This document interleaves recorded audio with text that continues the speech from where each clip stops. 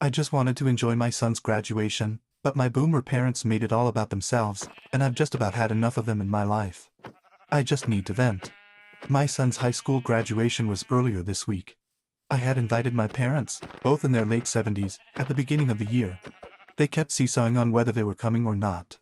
They eventually agreed to come about 3 weeks before graduation, which was okay, cool. They had to drive in from out of state. On the day of, the schedule was pretty clear to them.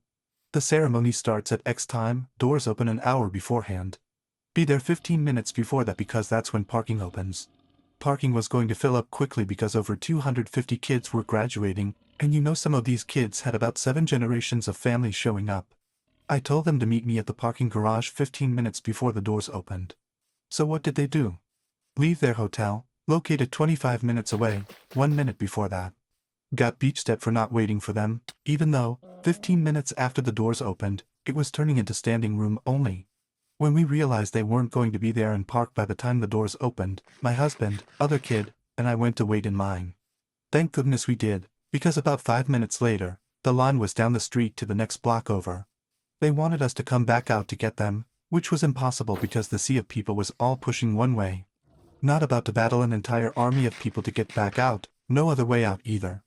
We were lucky to get in when we did and get the seats we did, because by the time my parents texted that they had arrived, it was turning into standing room only. My mom then spent the entire first part of the ceremony people watching with a super judgy face. Kept telling my other kid that the lady with all the piercings and tattoos probably doesn't have a job, is going nowhere in life, etc., etc. I shushed her and got the look. Which no longer affects me since I just spent the last 18 years improving the look. Also, for some reason, my son's full middle name didn't get read out, they just said his initial instead.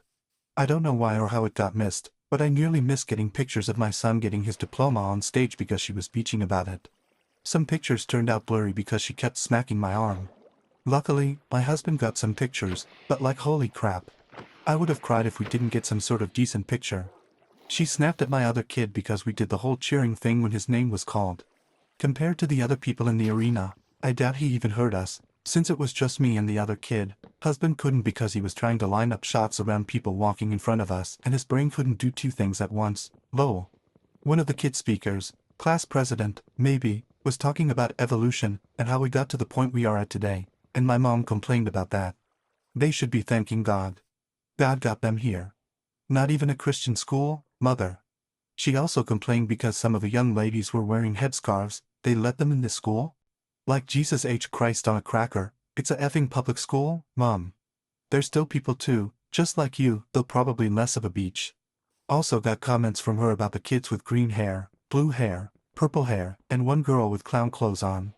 They are going nowhere in life. Like, they just graduated, their life is just starting. The girl with the clown clothes was wearing a bunch of different graduation cords and had her name in the program with several scholarships listed. I pointedly told my other kid, and this is why we don't judge people based on their looks. They have tried to talk my son out of going to his choice of college. They think it's going to be too far away for me. Once we drop him off, we have to move across the country because of military orders, and that it's in a bad part of town. They're trying to paint some picture that my son is going to be stabbed, shot, mugged, and left for dead. The city the school is in has some crime, obviously, but the college itself has released their safety reports and hasn't had many issues or crimes. I use her favorite line when I voice a worry, it's all up to God. I'm not even religious or Christian anymore. Managed to get the look again when I said that. They are here for the rest of the weekend. We have another promotion ceremony for the other kid this weekend, 8th grade. So, send help? I think dealing with them has given me gray hairs. Top/relevant comments. Commenter. Why continue a relationship with this person, regardless of familial connection? Ops response. She wasn't always this bad, or at least, maybe not that I could see. I think once she realized I stopped giving a crap about her religion, she decided it was time for the gloves to come off. Even though I have told her that's one of the main reasons I have issues with Christian beliefs. I moved away 4 years ago to be with my husband and haven't really seen her much since then. I never visit back home, and she has only come out this way once before. I only invited her because my son and she used to be close, and he wasn't opposed to the idea of her coming. Commenter 2. One of the hardest lessons for me to learn was that accepting or extending invitations made out of obligation was almost always a mistake. It took being ambushed by my elder siblings and pressed for money to make me say no more, and to stop caring about keeping the peace. Ops response. Yeah, my husband and therapist have been helping me understand and set boundaries. I still waver, obviously, but I've also made improvements. Like, I no longer feel obligated to call her every single effing day. I've been sticking with a twice-monthly short phone call, mainly to be like, you still alive? Okay, great, call you later. Commenter 3. I just want to comment on the look. It hurt my feelings and scared me when I was a kid. It was such a look of absolute venom and hatred. Anyway, I remember when I finally recognized that the look was a ridiculous tactic to try on a grown woman. Like, seriously mom, do you think narrowing your eyes, pursing your lips, and looking at me with hate is a good move? I just roll my eyes when she does it now. Nice try, you gonna ground me now? Take away my phone privileges? Give me a effing break. Ops response. I don't even use the look that much. Rarely for my kids, because I'm a firm believer in talking through things with them rather than glaring at them or trying to spark my laser beam into their skull. I did match the look my mom gave me, and you could see the initial shock when I gave it back to her. Don't think she realized I can give it back just as easily. Update 3 weeks later. I have gotten a few DMs from people wondering if I made it through my parents' visit. I did make it through, but my relationship with my mother did not. We are currently not on speaking terms. Well, to be more specific, I am not on speaking terms with her. She has been refusing to accept that. The weekend after my post, we had made plans to meet at 10 a.m. They showed up at 8 a.m. ready to go with no place to go. They made plans to stay for so long but made zero plans to fill that time, thinking I would magically come up with something to do. At 8 a.m. on a Saturday morning. Like, I can't even think straight due to lack of coffee at this hour. I am not a morning person, and have no idea where my bra is, but sure, I'll pull something to do out of my backside. They were just like, let's just do what you normally would do on a weekend. Which, no, let's not. 1. It would be physically impossible for them to do, considering my mother probably needed a walker a decade ago but refuses to use one because it ages her. 2. They have no interest in video games or board games. I already tried getting them to play a board game previously and my mom stuck her nose up at that. And 3. There's a lot to do here, but 95% of the things worth doing are outdoors. My mom cries her head off if it's over 71 degrees outside. It's always, I'm melting, it's too hot, I'm melting. Like she is the Wicked Witch of the Midwest. Also, my family and I don't really go out every weekend. We like being home, we like being alone. So there I was, scouring the internet for things to do with elderly people who can't walk in our area, and still getting hit with go hike here or there or over there, while wondering if parent daycare was a thing. Mom was chatting with my husband when she decided to start talking about her favorite subject, Emma, my stepsister/your stepdaughter. The way she gushes about Emma makes you think Emma craps out gold nuggets and pukes up diamonds, emeralds, and rubies, all while having the cure to cancer in her head. When our parents got married, she kept asking me, why can't you be more like Emma? Like, I don't know, Mom, maybe because I'm still a teenager while Emma is pushing 30 at the time. Naturally, Emma was going to be more ahead in life. But from the day they married until now, I was constantly compared to Emma, told to be like Emma, and occasionally called Emma. When I had a mental breakdown in my early 20s and ended up in the psych ward, I was told to get over it or return to God. But when Emma had a similar situation, it was all she needs, all the help she can get. Emma marries a crap stain of a man who abused her, and my mom is ready to scorch the world. But when I was dating a guy who turned abusive, it was my fault. You get the point. I have no real issue with Emma. Though, it took me quite a bit of therapy to get to the point where I no longer resented her.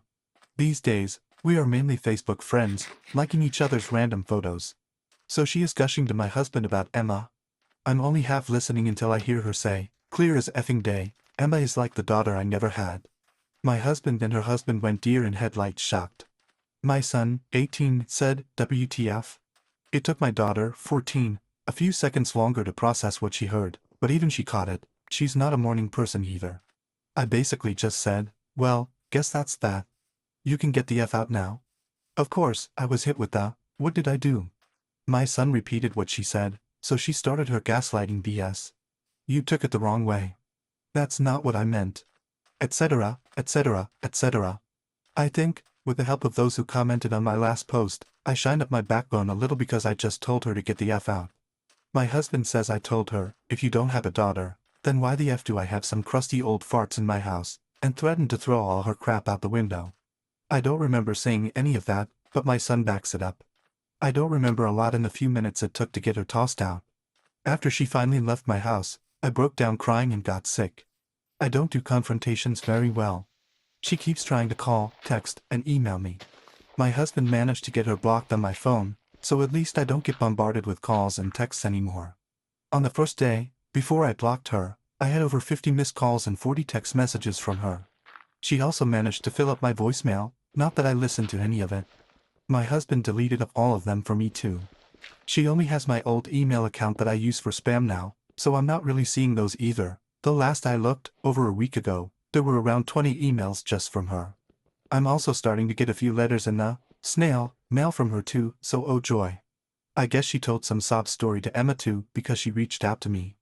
Luckily, she listened to my side and just told me, good for you. She also told me she has never been a huge fan of my mom for reasons like this but only plays nice and stays civil for her dad's sake. That made me feel a little better, knowing that Saint Emma dislikes her too. I was a mess for about a week after everything happened. Still am a mess, but less so. My husband and kids have been working hard to distract me, and I have been keeping up with my therapy sessions every week. She even got me in for an emergency session the next Monday. Luckily, my summer is about to get busy. Husband is taking a month off, we're having a garage sale, preparing to move to a new state, getting my son ready for college, so I will have plenty to do to keep my mind off things. I did tell my kids they were allowed to have a relationship with either grandma or grandpa, but they were both like, nah, they made my mom cry. Then they proceeded to demolish me in Mario Kart. Top/relevant comments. Commenter. You are free now. You no longer have to try and earn their respect. You no longer have to deal with their expectations, and no more of their BS. Start building your self-esteem and do not be like them to your children. Ops response.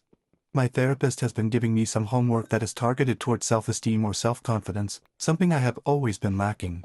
I'd like to think I've broken whatever parenting cycle in regard to my kids.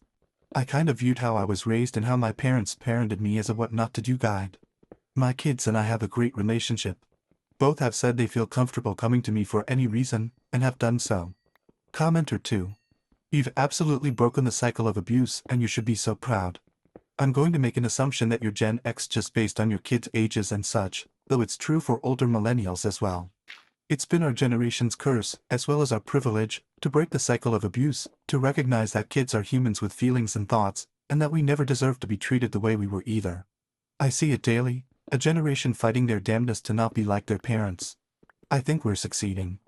I really, truly do. Not only are the kids going to be alright, but so are we. Congrats on the shiny steel spine. But dude, seriously, you let them beat you in Mario Kart? Ops response. According to Google, I'm a millennial, 87. I was born late to my mom, 39 at the time, and had my oldest young, 19. But I do agree, I see a lot of people my age trying to raise their kids differently. Even when my kids were young, I gave them choices on various matters, hair, clothes, friends. Obviously not so much on food, otherwise we'd be eating chocolate cake for dinner daily. My mom never liked that I allowed my son to have longer hair or allowed my daughter to dress emo, golf/emo, lots of black involved. In my defense, I haven't played Mario Kart in ages, while they play it every so often. May have to practice secretly so I can get my revenge.